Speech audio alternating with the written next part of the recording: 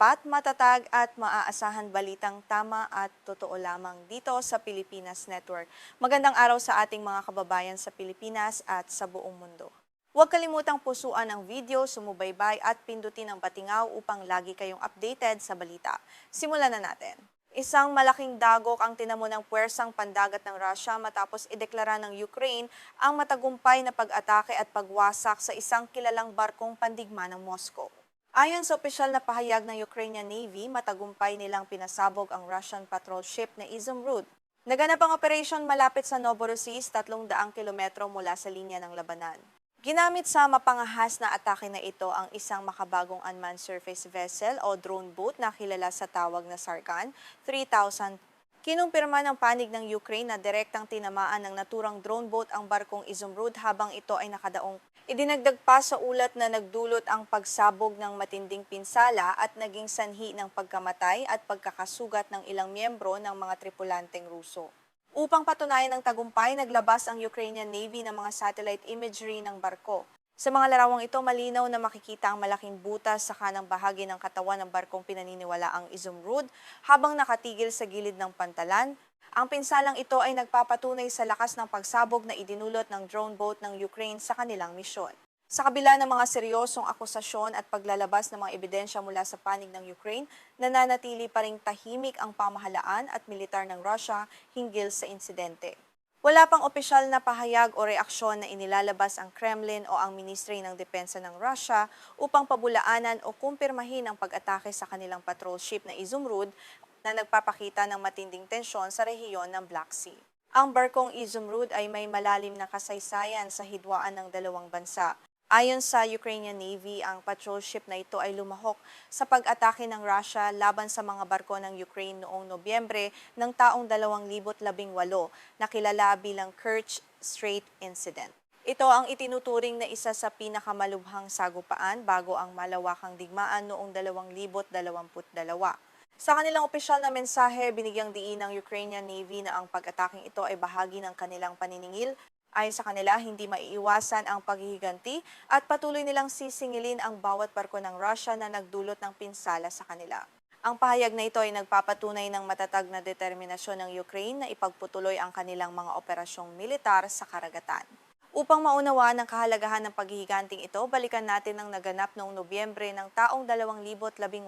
Sa araw na iyon, ang mga barkong pandigma ng Ukraine na Berdyansk at Nikopol kasama ang tugboat na Yanikapu ay naglalayag patungo sa Kerch Strait.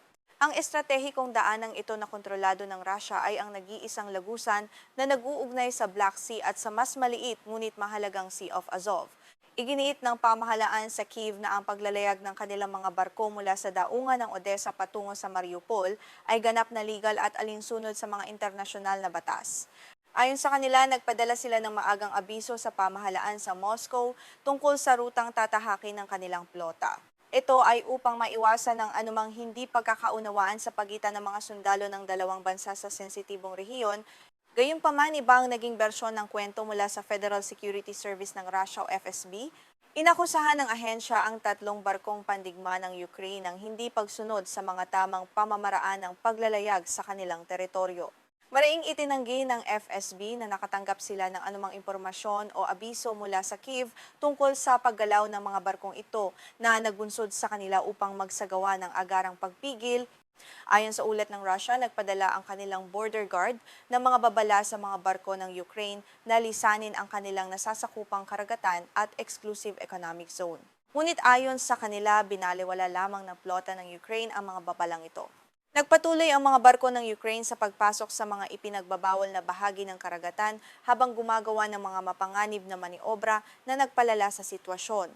Tinawag ng Federal Security Service ng Russia ang mga aksyon ng Ukraine na isang malinaw na provokasyon na naglalayong magsimula ng isang armadong labanan sa dagat. Dahil sa takot na ang insidente ay magdulot ng mas malaking krisis, nagpasya ang mga awtoridad ng Russia na gumamit ng dahas upang mapilitang huminto ang mga barko ng Ukraine na patuloy na tumatanggi sa kanilang mga utos sa kalagitnaan ng gabi. Dito na naganap ang marahas na paghabol ng mga patrol ship ng Russia kabilang ang Izumrud sa mga barko ng Ukraine. Binangga ng mga barkong Ruso ang mga sasakyang pandagat ng Ukraine at nagpaputok ng mga babalang temba upang pilitin silang sumuko. Ang marahas na aksyong ito ay nagbunga ng matinding pinsala sa mga barko ng Ukraine at nag-iwan ng ilang sugatang marinong Ukrainian sa gitna ng malamig na karagatan. Sa huli, matagumpay na nabihag ng Russia ang 3 barko ng Ukraine kasama ang 24 na marinong lulan nito. Ang mga nabihag na sundalo ay dinala sa Russia at nilitis na nagdulot ng malawakang pagkondena mula sa internasyonal na komunidad. Pagkatapos ng mahabang negosasyon, pinalaya rin ang mga marinong ito noong taong 2019 sa bagay bahagi ng isang malaking kasunduan sa palitan ng mga preso. Ang barkong Izumrud na naging bahagi ng insidenteng iyon ay isa sa mga modernong patrol ship ng Russia. Ito ang ikalimang barko sa serya ng 14 na high-speed patrol vessel sa ilalim ng Project 22460 Rubin class na binuo ng Russian Coast Guard simula noong taong 2009. Ang mga barkong ito ay sadyang idinisenyo para sa pagpapatrolya sa mga hangganan at pagprotekta sa exclusive economic zone ng Russia. Bukod sa pagpapatrolya, ang Rubin class ay ginagamit din sa mga misyon ng paghahanap at pagliligtas, paglaban sa smuggling at pagpigil sa mga pirata sa karagatan. Upang masiguro ang kaligtasan ng barko sa labanan, nilagyan ito ng 2 patong ng hindi tinatagusan ng tubig na materyal sa ilalim at sa gilid ng katawan nito. Ang modernong disenyo nito ay may mga anggulong nagpapahirap sa mga radar na makita ang barko. Sa usaping teknikal, ang Izumrud ay may haba na 62.5 metro, lapad na 11 metro at may bigat na 630 tonelada kapag puno ng kargamento.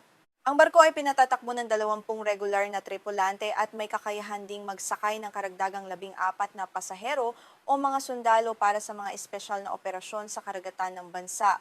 Nilagyan ng Izumrud ng makapangyarihang MTU diesel engines na nagbibigay daan upang maabot nito ang pinakamabilis na takbo na 46 na kilometro bawat oras. Sa isang punong tangke ng krudo, kaya nitong maglayag ng hanggang 5,600 kilometro ng walang hinto.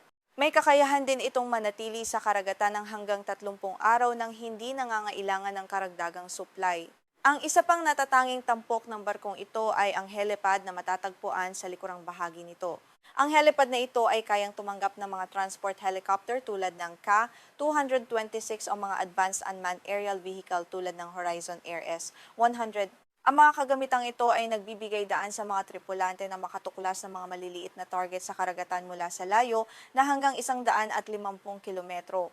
Ang pagkasira ng Izumrud ay bahagi ng mas malawak at pinaigting na kampanya ng Ukraine laban sa mga barko ng Russia sa paligid ng Crimean Peninsula. Ayon kay Robert Brovdi, ang pinuno ng Ukrainian Unmanned Systems Forces, matagumpay na tinamaan ng kanilang mga puwersa ang 15 barko ng Russia sa loob lamang ng isang gabi. Ang seryeng ito ng pag-atake ay naglalayong lumpuhin ang sistema ng logistika ng kaaway sa Sea of Azov. Idinagdag pa ni Brovdi na ang mga huling pag-atake ay nagdala sa kabuuang bilang ng mga barko ng Russia na matagumpay na tinamaan sa pagtinagan ng ika-6 hanggang ika-13 ng Hulyo sa kahangahangang bilang na 105. Ang mga operasyong ito ay nagpapakita ng pagbabago sa takbo ng digmaan sa dagat kung saan ang mga makabagong drone ng Ukraine ay patuloy na nagiging malaking banta sa makapangyarihang plota ng Russia.